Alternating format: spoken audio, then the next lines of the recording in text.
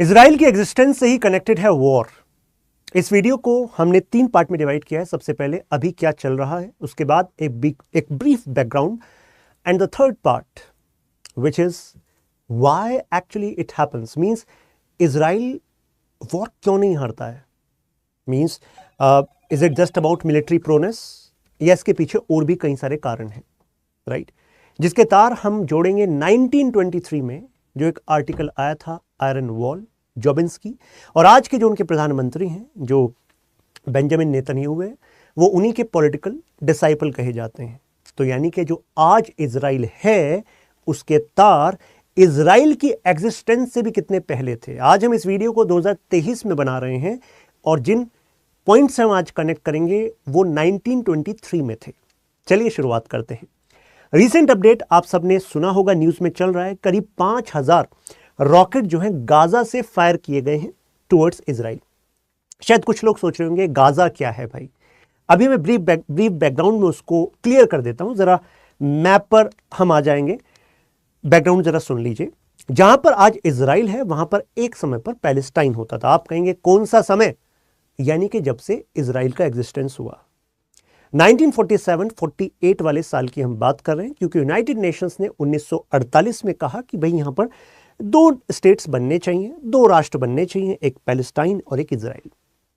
क्या पहली बार ऐसा हुआ था? उस समय ज्यूज वहां पर पहली बार आए थे? नहीं, Jews were present in this area for long back, but at one point they were in minority. मैं बात करूं 1920 के दशक की, तो उस समय कम संख्या में थे। जो मेजॉरिटी थी वो पैलेस्टीनियन मुस्लिम्स थे, लेकिन फिर कहानी बदलती चली गई। कैसे, अभी जानेंगे। अब 2 एरियाज आ गए, यानी कि बीच में इजराइल है। अभी मैप से आपको पता लगेगा, एक तरफ गाजा और एक तरफ वेस्ट बैंक। गाजा में किसने अटैक किया है? गाजा में हमास एक समूह है, उसने अटैक किया है। कई जगह पर आप टेररिस्ट ये शब्द का उपयोग देख रहे होंगे। 2018 में यूनाइटेड नेशन जनरल असेंबली में इसको लेकर एक प्रस्ताव आया था कि हमास को आप ऑफिशियल टेररिस्ट ऑर्गेनाइजेशन घोषित कीजिए, लेकिन वो पास नहीं हो पाया, राइट? लेकिन हाँ, जिसने हथियारों का प्रयोग किया है, जिसने अटैक किया है, वो हमास समूह है, जिसको हम आतंकवादी समूह कहते हैं। They fight for the rights of Palestinian Muslims. Latest news ये है, ठीक है, फुल फ्लेज वॉर डिक्लेयर हो गया है। ऑफिशियली वहां के प्रधानमंत्री ने डिक्लेयर किया फुल फ्लेज वॉर है। ऑपरेशन अल अक्सा फ्लड ये हमास की तरफ से डिक्लेयर किया गया है कि भाई दे आर इनटू इट, यहां पर एट वॉर हो गए हैं। इनके डिफेंस मिनिस्टर का जरा बयान पढ़ लीजिए। Hamas terrorist organisation, Hamas group कहां पर प्रभुत्व रखता है? गाजा में। इस साइड है वेस्ट बैंक और यहां पर है गाजा, वहां से अटैक हुआ है। उन्होंने कहा कि बड़ी भारी गलती कर दी है आज सुबह इन्होंने, सैटरडे का दिन है, आज ही की हम बात कर रहे हैं, और उन्होंने इजराइल के खिलाफ वॉर डिक्लेयर कर दिया है और इजराइल इस वॉर को जीतेगा हमेशा की तरह। बैकग्राउंड क्या है? अब ये जो अभी वॉर डिक्लेयर हुआ है, अल अक्सा फ्लड जो ऑपरेशन हमास कह रहा है, इसका बैकग्राउंड आप 2023 की शुरुआत में देख लीजिए। इजरायली इंटेलिजेंस जो है और इजरायली डिफेंस फोर्सेस लगातार काम करती रहती हैं वेस्ट बैंक और गाजा में ऐसे समूहों को क्रैक करने की जो इजराइल एज अ स्टेट के खिलाफ काम कर रही हूं। बात वेस्ट बैंक की है।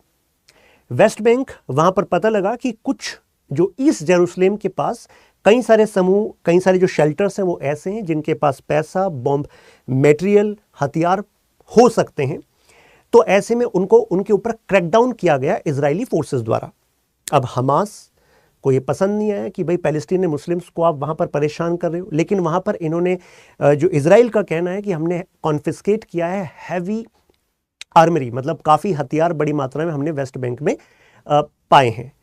वेस्ट बैंक की बात कर रहे हैं, जहां पर अमूमन गाजा की तुलना में बेटर कंडीशंस कही जाती हैं, कोर्डियल कहा जाता है। इजरायली फोर्सेस, अब ये समझ लीजिए कि जो इजराइल है उसके वेस्ट बैंक और जो गाजा स्ट्रिप है, तो यहां पर अब 2 अलग अलग समूह अपना प्रभुत्व रखते हैं। गाजा में हमास है जो कि हथियार के सहारे पैलेस्टीनियन मुस्लिम्स की बात करता है, और वो इजराइल को एज अ नेशन स्टेट नहीं मानता। उनका ऑब्जेक्टिव है कि इजराइल को यहां मैप से ही हम हटा देंगे, यहां पर केवल पैलेस्टाइन ही होगा जो अरब पैलेस्टाइनियन मुस्लिम्स का है। लेकिन वेस्ट बैंक साइड जो हम जिस पार्टी को पावर में देखते हैं, जो पार्टी, जो ग्रुप वहां समूह प्रभुत्व रखता है, वो है पीएलओ रखता आया है, यानी कि पैलेस्टीनियन लिबरेशन ऑर्गेनाइजेशन। इससे पहले पीएलए। तो एक्चुअली एक समय था यासिर अराफात के लीडरशिप में, अभी तार यहाँ पर कनेक्ट होंगे, जो वो भी हथियार के थ्रू पैलेस्टीनियंस के हक की बात करते थे, लेकिन ओस्लो अकॉर्ड हुआ था जिसके सहारे यासिर अराफात ने भी मान लिया था कि ठीक है अब शांति के सहारे चलेंगे, क्योंकि कई सारे ग्लोबल लीडर्स ने कहा था we are there to have peaceful and secure and prosper Palestine, Palestinian Muslims के अधिकारों के लिए हम खड़े हैं। यूएस आज भी पैलेस्टाइन को और इजराइल को दोनों को ही एड देता आया है, दोनों को पैसा देता है। समझ रहे हैं ना, इजराइल भी जरूरी है और पैलेस्टीनियंस को दी गई एड भी जरूरी है, right. You can connect this in this manner that sometimes having conflict in Middle East was considered beneficial for the US, क्योंकि दुनिया को हेजमोन की जरूरत तो तब होगी ना जब कॉन्फ्लिक्ट वहां रहेंगे, तभी तो आप सॉल्व करने के लिए किसी बड़ी ताकत की तरफ देखेंगे। खैर, इजरायली फोर्सेस ने जो यहां पर मिलिट्री बुलडोजर्स का इस्तेमाल किया, मैंने एंगल आपको बताया। अब ब्रीफ हिस्ट्री पर चलते हैं, ठीक है। ये देखिए, ये जो एरिया है यहां पर हम देख रहे हैं इजराइल को, ठीक है। अभी आपको ये ग्रीन पार्ट दिख रहा होगा और यहां पर जो जॉर्डन है उसका ये वाला पार्ट ब्राउन दिख रहा होगा।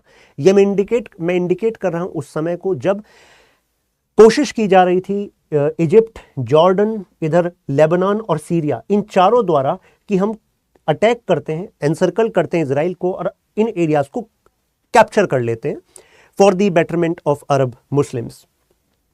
लेकिन इसके बाद हमने काउंटर अटैक देखा, हम उस पर जाएंगे। अभी मैं आपको एक इन्फॉर्मेशन दे दूं, जो लोग यूपीएससी की तैयारी कर रहे हैं वो स्टडी IQ के वेबसाइट पर जाकर ये नए फाउंडेशन कोर्सेज को ज्वाइन कर सकते हैं। यहाँ पर 1 साल लिखा है, आपको 18 महीने के लिए वैलिडिटी मिल जाएगी। ये 2 साल, ये 3 साल। इंग्लिश, हिंदी, इंग्लिश तीनों में बेस्ट क्लासेस आपको अवेलेबल हैं। Content, personal mentorship, everything is there. PSR optional मैं पढ़ाता हूँ, studyIQ.com पर आप जाएंगे, डायरेक्टली ज्वाइन कर सकते हैं। मतलब ये समझ लीजिए कि इसके बाद आपको और किसी कोर्स की ज़रूरत नहीं होगी, क्योंकि सभी स्टैंडर्ड बुक्स से content, mentorship, answer writing, everything is there. Prelims, mains, interview तीनों। शशांक त्यागी 4U, यहाँ पर आप मेरे साथ कनेक्ट कर सकते हैं। मैं PDF यहाँ पर अपलोड कर दूंगा। Let's come to the topic.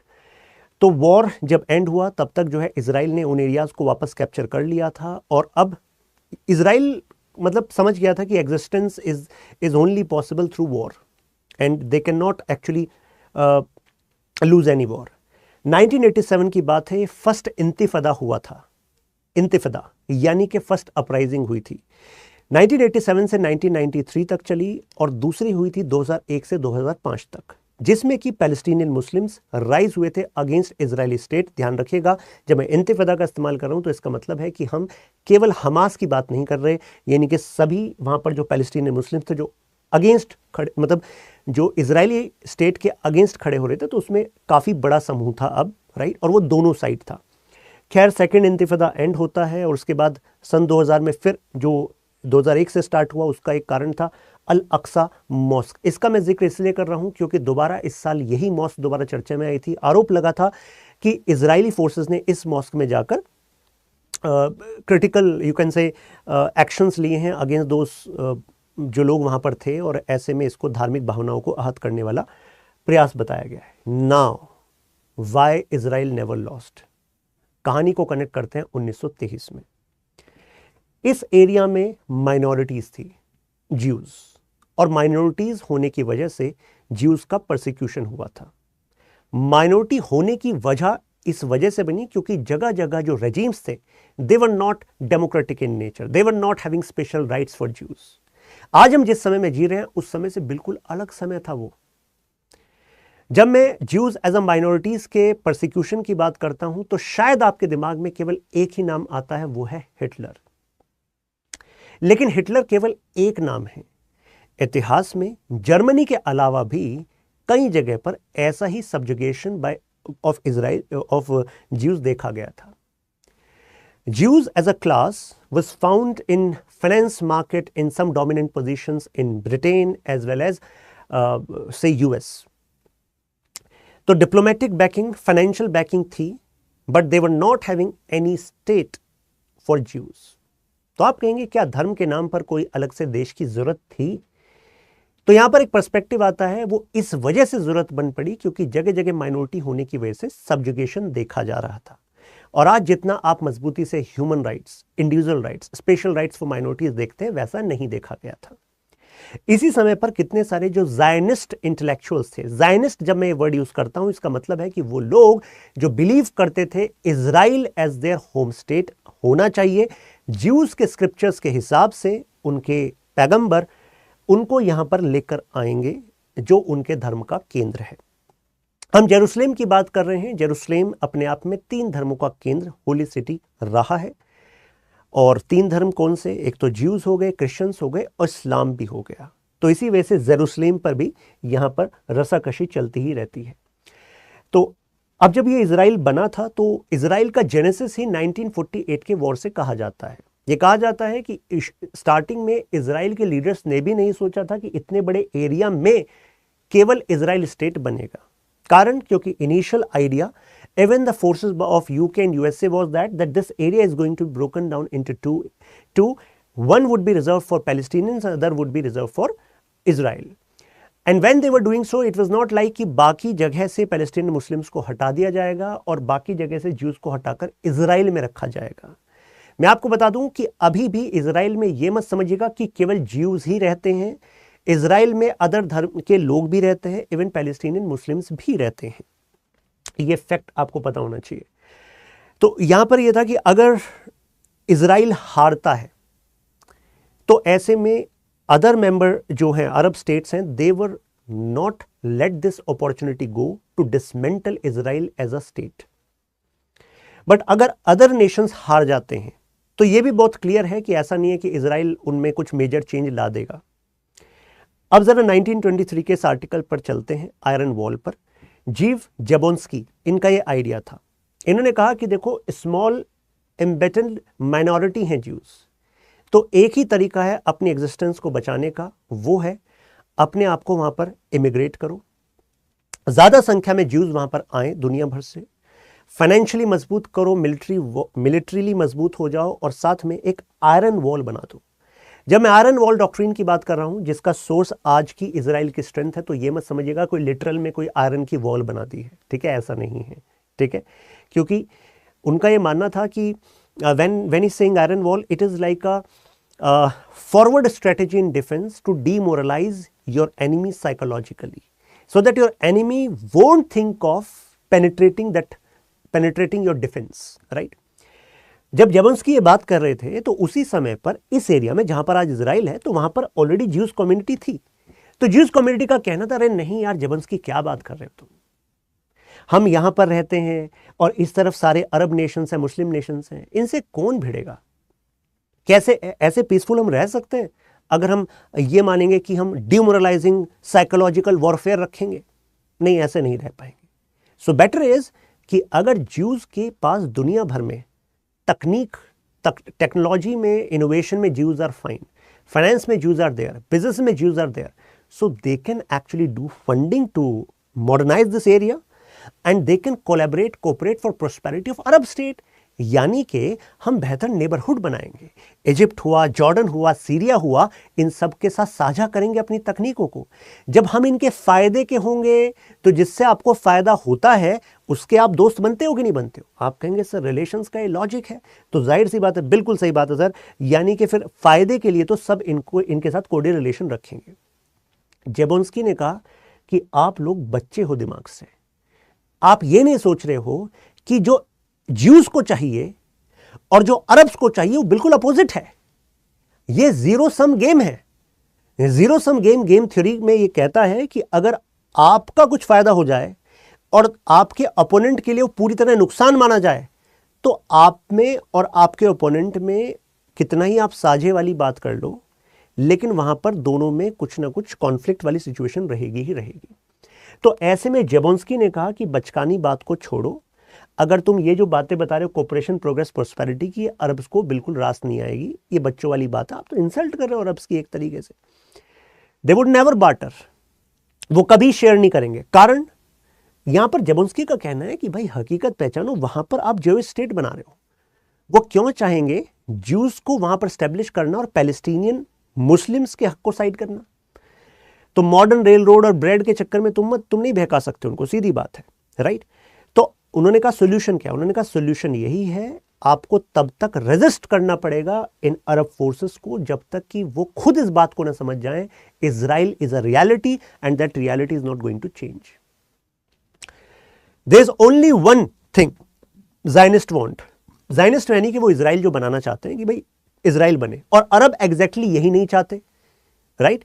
तो if Jews wanted to remain तो अल्टीमेटली उन्हें इस हार्श रियलिटी को एक्सेप्ट करना पड़ेगा कि भाई तुम जहां पर होम स्टेट बना रहे हो वहीं पर बना सकते हो, जेरूसलेम वहां पर है, और अभी वहां पर आपको forces like USA and Britain वो फोर्स सपोर्ट भी करेंगी, बट यहां पर तुम्हें अपने आप को मिलिट्रली मजबूत करना पड़ेगा। ज़ेलेंस्की ने देख लिया था कि अरब जो हैं इतने ज़्यादा संख्या में हैं कि एक किसी वॉर में आप उनको नहीं हरा सकते, दैट्स अ फैक्ट। किसी एक बैटल में हराकर तुम मानो कि अब जो है हम सिक्योर हो गए, नहीं होने वाला।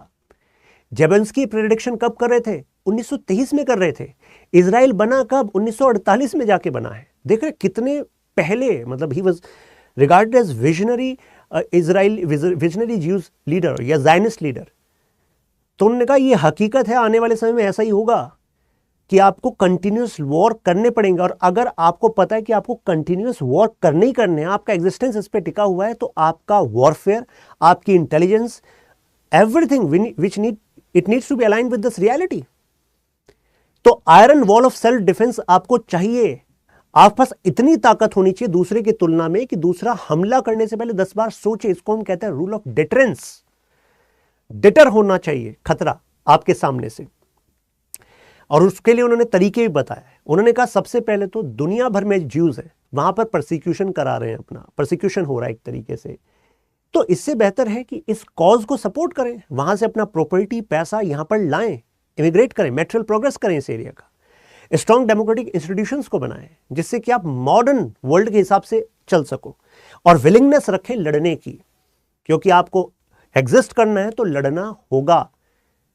सपने को छोड़ दीजिए कि शांति में कहीं इजराइल स्थापित हो जाएगा, हो ही नहीं सकता, राइट? तो ultimately you have to create an iron wall which can not be breached. तो आयरन वॉल क्या है? एक कॉन्सेप्ट है, कोई एक दीवार नहीं है।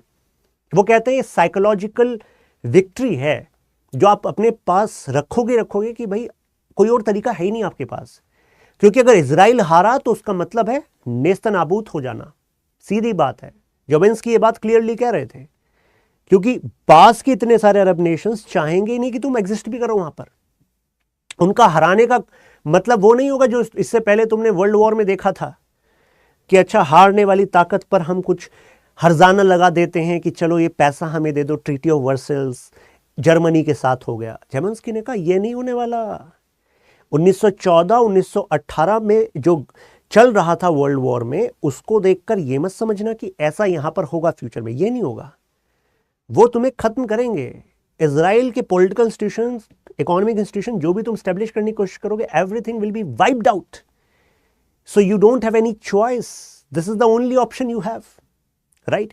उन्होंने कहा कि सबसे पहले आपको एक्सट्रीमिस्ट लीडर्स चाहिएंगे जो इस रियलिटी को अमली जामा बना सकें, इजराइल को इतना मजबूत बना सकें, और ग्रेजुअली जब आस पड़ोस के जो देश हैं अरब स्टेट, वो समझ जाएंगे कि इजराइल को हराया नहीं जा सकता भाई, तो उसके बाद फिर उनके पास क्या चॉइस रहेगी?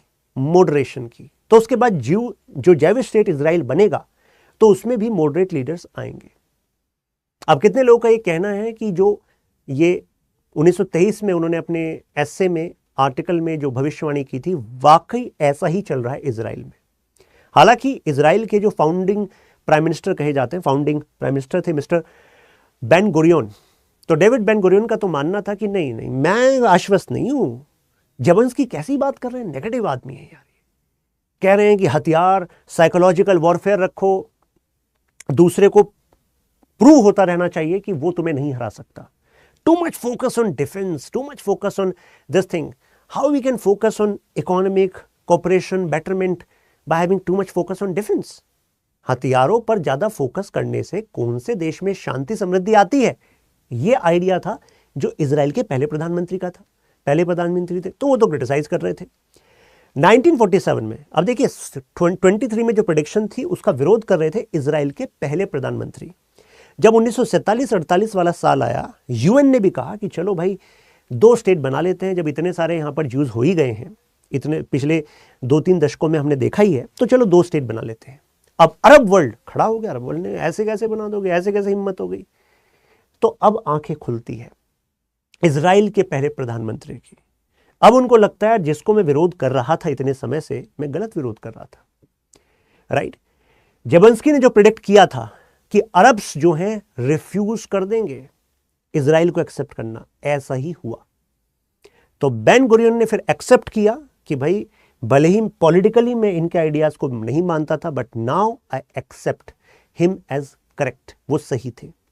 1953 में बेन गुरियन ने एसेंशियली इस कॉन्सेप्ट को अडॉप्ट कर लिया और मान लिया कि एग्जिस्टेंशियल वॉर जो इजराइल को लड़ना है वो सीरीज ऑफ बैटल्स होंगे, कई सारे स्मॉल वॉर्स होंगे जो कितने ही सालों तक चलेंगे। आपको ये लगता कि 1923 की बात आज भी सिद्ध है? जो आज शनिवार के दिन 5000 जो रॉकेट्स लॉन्च किए गए टुवर्ड्स इजराइल, वो एक्चुअली क्या है, वो यही शो कर रहा है कि कितने सारे स्मॉल वॉर्स होंगे ही होंगे, राइट। और अल्टीमेटली आपको फोकस किस पे करना होगा? टेक्नोलॉजी पर, ह्यूमन रिसोर्सेज पर, मिलिट्री एक्सपीरियंस पर, to safeguard your nation, not even national interest, right. 6 day war हुआ था 1967 का, Egypt, Jordan, Syria, but they could not break into this iron wall. तो क्योंकि डिफेंस पर इतना ज्यादा फोकस कर दिया। कैसे कर दिया, अभी मैं एक एक फैक्ट पे भी जाने वाला हूं, मैं आपको इनके डिफेंस एंड स्ट्रेटजी के बारे में बताने वाला हूं। But the point is, Jordan ने फिर विड्रू कर लिया परमानेंटली, कहा कि भाई इजराइल हम तुम्हारे साथ आर्म्ड कॉन्फ्लिक्ट नहीं करेंगे। इजिप्ट नहीं माना था, सीरिया नहीं माना था, tried again, surprise attack, then they lost their territory. जैसे कि इजिप्ट का तो सिनाई पेनिनसुला चला गया था, फिर इजिप्ट यूएस के पास गया कि यार मेरा सिनाई पेनिनसुला ले लिया, पूरा पार्ट इजराइल ने वापस दिला दो। कैंप डेविड एग्रीमेंट हुआ, कहा कि चलो वापस दिलाते हैं, वापस हो गया। तो कहने का मतलब है कि इजराइल डिड नॉट क्रम्बल, और इस वजह से इजिप्ट ने भी मान लिया कि ठीक है भाई तुम बने रहो, हम बने रहे, कोई टेंशन ही नहीं है।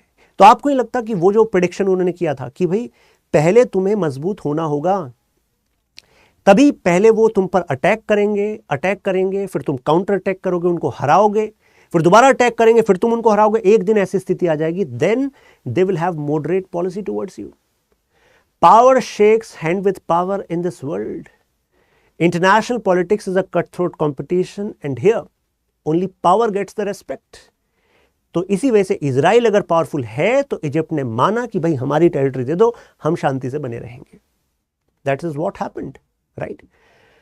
इसके बाद देखिए यहां पर अनवर सदात इजिप्शियन प्रेसिडेंट आए और जेरूसलेम साइन कर रहे हैं डील, फिर जॉर्डन के किंग आए, वो डील साइन कर रहे हैं। तो यानी कि वो मॉडरेशन वाला फेज धीरे धीरे आएगा, पड़ोसी मानने लग जाएंगे तुम्हें और स्टेबिलिटी आएगी, वैसा ही कुछ देख रहे हैं।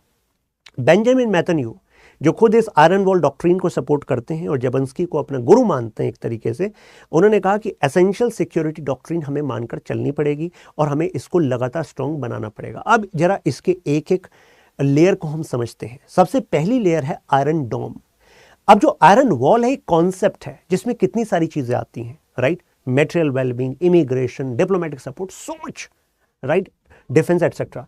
अब इसमें आयरन डोम क्या है? ये एयर डिफेंस प्रणाली है, एयर डिफेंस सिस्टम है। यानी कि जैसे गाजा है, गाजा से ये शॉर्ट रेंज रॉकेट आए, जैसे 5000 रॉकेट आए। जैसे ही मैंने बोला कि 5000 रॉकेट ऑफिशियल डेटा है, तो उसका मतलब ये मत समझ लीजिए कि सबके सब इजराइल के अंदर आ गए और इजराइल को नुकसान पहुंचा दिया, नहीं। क्योंकि इजराइल के पास जो आयरन डोम है ये पहले से डिटेक्ट कर लेता है और डिटेक्ट करने के बाद यहां पर काउंटर में मिसाइल जाती है और ये मिसाइल इवन स्ट्रेटोस्फेयर तक, अगर कोई वहां से एम्यूनिशन इजराइल की तरफ आ रहा है उसको वहीं पर डिस्ट्रॉय कर सकती है। तो इसी वजह से आप सोचिए 5000 के आसपास रॉकेट इस वजह से दागेंगे क्योंकि पता है कि 90% तो यहीं पर तबाह हो जाएंगे। फिर उसके बाद नेक्स्ट वाला जो डिफेंस होगा फिर कुछ उसमें तबाह हो जाएंगे और कुछ जो है वो वाकई इजराइल में नुकसान पहुंचाएंगे, राइट। इस वजह से इतनी बड़ी संख्या यहां पर दी गई। तो इजराइल का जो मिसाइल डिफेंस सिस्टम है ये इंटरसेप्ट कर देता है, right. This is one feature, 90% आपको बता दिया है। तो एनिमी रॉकेट फायर्ड, ये रडार सिस्टम डिटेक्ट कर लेता है, कंट्रोल सिस्टम कम्युनिकेशन रखता है और यहां पर लॉन्च हो जाता है और ये खत्म हो जाता है।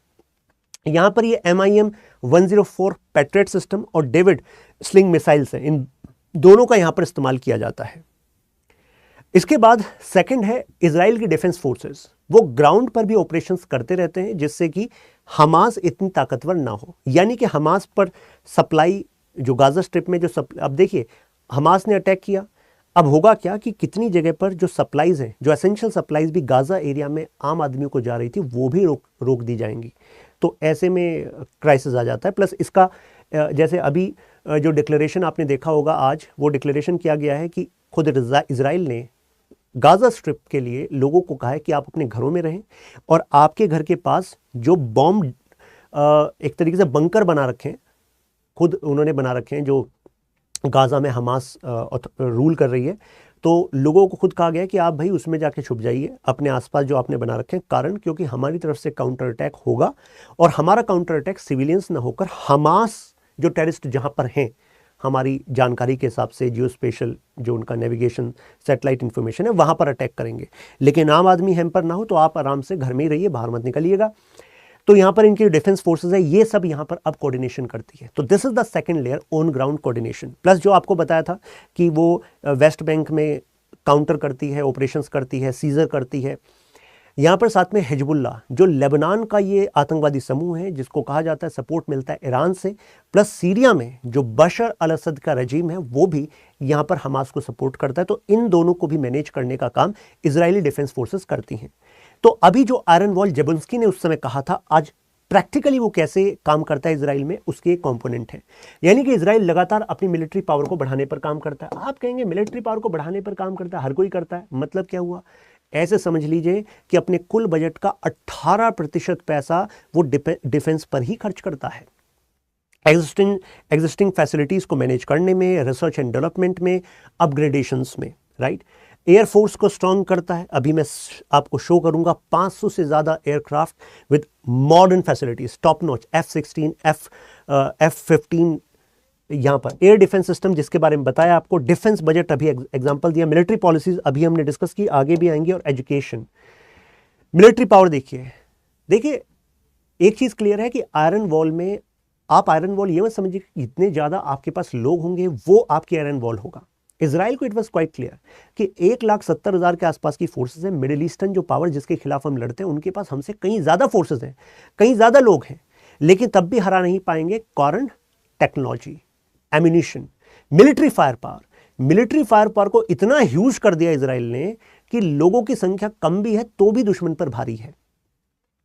यहां पर एग्जांपल देते हैं जैसे इस टैंक का, मेराकावा मार्क 4। इसमें कहा जाता है कि जो इलेक्ट्रॉनिक इसके ऊपर की जो गन है, जिस यहाँ पर टरेट हम इसको बोलते हैं, तो अनपैरेलल्ड एक्यूरेसी है क्योंकि इसमें जो मटेरियल लगाया गया है वो मतलब सिग्निफिकेंट हीट के बाद भी बेंड नहीं होता। तो टारगेट जो सिलेक्शन है और जो टारगेट एग्जीक्यूशन है वो शार्प होता है। साथ में यहाँ पर जो आप देख रहे हैं this is trophy active protection system, यानी कि इस टैंक को अगर कोई एंटी टैंक मिसाइल अटैक करने आती है तो पहले से इसका रडार कैच कर लेता है कि this is where from attack is coming from, and then they automatically वहां पर वो एक काउंटर अटैक हो जाता है। तो हाई पेनिट्रेशन है, हैवियर मिसाइल्स एडवांटेज रहता है एनिमी के ऊपर, ठीक है। 580 डिफरेंट काइंड ऑफ एयरक्राफ्ट है। F-16 का लाइन इनके पास है। F-16 360 के आसपास F-16 है, बाकी ये सब different variations, F-16, F-15, F-35 ये सब इनके पास है। F-15 राइट 3000 किलोमीटर प्रति घंटे की speed, air to air missile में टॉप नॉच मिसाइल्स। F-35 है जो कि स्टील्थ कैपेबिलिटी रखता है, यानी कि अगर वेस्ट बैंक गाजा की तरफ को होकर भी आ गए तो भी नहीं पता लगेगा। 160 किलोमीटर दूर तक मारक क्षमता रखता है, मतलब अटैक कर सकता है। 120 के आसपास helicopter, 15 transport planes, air to air refuelling, 23 special mission airplanes. तो कहने का मतलब ये है कि इंटेलिजेंस एंड जो डिफेंस है, weaponry, they have the top notch investment. Defence budget आपको मैंने बताया $22 बिलियन 2020 का डेटा बताता है, 12% ऑफ टोटल बजट। अब यहाँ पर एक और इंटरेस्टिंग पॉइंट है, इजराइल से पूछा जाए कि भाई आपके पास न्यूक्लियर बॉम्ब है कि नहीं, तो इजराइल कहता है न्यूक्लियर बॉम्ब, नो कमेंट्स।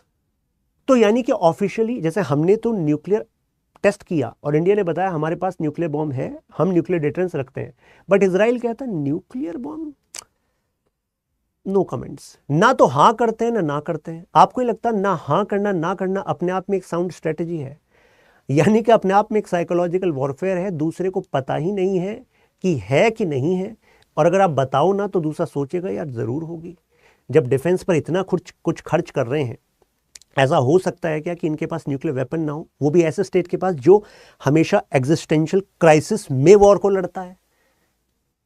समझ रहे हैं? तो ये भी स्ट्रेटेजी है कि बताओ ही मत कि तुम क्या क्या रखते हो। तुम बता दोगे कि ये हमने किया है तो उस पर एनालिसिस एक्सपर्ट्स कर लेंगे, अच्छा तो लगभग इतने न्यूक्लियर रिएक्टर्स हैं, लगभग इतने वेपन्स होंगे, तो दूसरा मैच करने की कोशिश करेगा, राइट। और अगर नहीं बताओगे तो क्या ही मैच करेगा, हमेशा डर में रहेगा। खैर, मिलिट्री पॉलिसीज, 18 साल से आप ऊपर हैं तो कंपलसरी मिलिट्री सर्विस है। करना चाहते हैं there is a separate contract करके वो कंटिन्यू कर सकते हैं। अगर आप नहीं करना चाहते हैं, आप किसी और करियर को परस्यू करते हैं, कितने सारे लोग करते हैं, तो आप कर सकते हैं। Then you will be considered under reserve category, तो यानी कि रिजर्व फोर्सेज में माने जाओगे। जब देश को जरूरत पड़ेगी तो you will be bound to serve. तो एक चीज ये है कि स्टार्टिंग से ही from their younger age they are trained in discipline, they are trained, indoctrinated with this thought process that you have to fight for your nation, your motherland, this is your primary purpose। तो जाहिर सी बात है कि वहाँ पर जो nationalism की भावना है और जो उसके साथ स्किल सेट है वो पहले से ही डेवलप्ड है आयरन वॉल स्ट्रेटजी के लिए, राइट। तो ये इंडोक्ट्रिनेशन उनका पहले से ही रहता है। इजराइल्स को इट इज क्वाइट क्लियर, उनकी ट्रेनिंग में बता दिया जाता है कि विक्ट्री के अलावा कोई ऑप्शन है नहीं। So you have to use all possible ways only for this very purpose that you have to win, और कोई चॉइस नहीं है। एजुकेशन में 97% उनके पास एजुकेशन मतलब लिटरेसी रेट है, right, that is among the highest.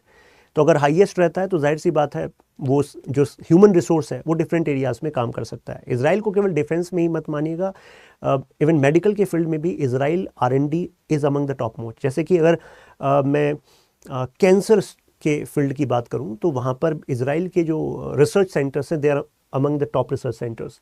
America की बैकिंग है, अमेरिका ने हमेशा से बैकिंग करी है इजराइल को, कारण अमेरिका को पता है कि मिडिल ईस्ट से अगर कोई भी थ्रेट मेरे पास आया तो यूएस की सोयल पर पहुंचे इससे पहले इजराइल उसको हैंडल कर ले। इजराइल को चाहिए उसके लिए पैसा, right, military major you can say जो रिसर्च हुई है उनकी वो उनके साथ शेयर की जाए, तो ऐसा एग्जैक्टली वो करते हैं। $3.2 बिलियन के आसपास उन्होंने 2020 की मैं बात कर रहा हूं जो वेपन्स इजराइल को दिए, 3.2 बिलियन। $19 मिलियन के आसपास एड उन्होंने पैलेस्टाइन को दी, लेकिन पैलेस्टाइन की जो एड होती है वो कंडीशनल होती है। पिछले कुछ समय में वो एड कम हुई है। यूएस का कहना है कि हमने जो कंडीशंस कही थी इन्हें मॉडर्नाइज करने की, ट्रांसपेरेंसी करने की, वो उन्होंने की नहीं, तो इस वजह से एड कम हो गई है। यूएस ने एग्रीमेंट साइन किया इजराइल के साथ कि मिलिट्री मतलब कहने का मतलब है कि they are committed to make Israel military as best in this sub region, और इनके पास स्ट्रेटेजिक पार्टनरशिप है, यानी कि यूएस और इजराइल दोनों स्ट्रेटेजिक कन्वर्जेंस रखते हैं, यानी कि दोनों की सुरक्षा एक दूसरे से कनेक्टेड है, राइट। तो कितने सारे बेनिफिट हैं। इजराइल अगर वहाँ पर है तो ईरान, ऊपर लेबनान में हिजबुल्ला, इन सारे जो आतंकवादी समूह हैं इनको काउंटर करने का काम यूएस के बिहाफ पर इजराइल करता है, राइट।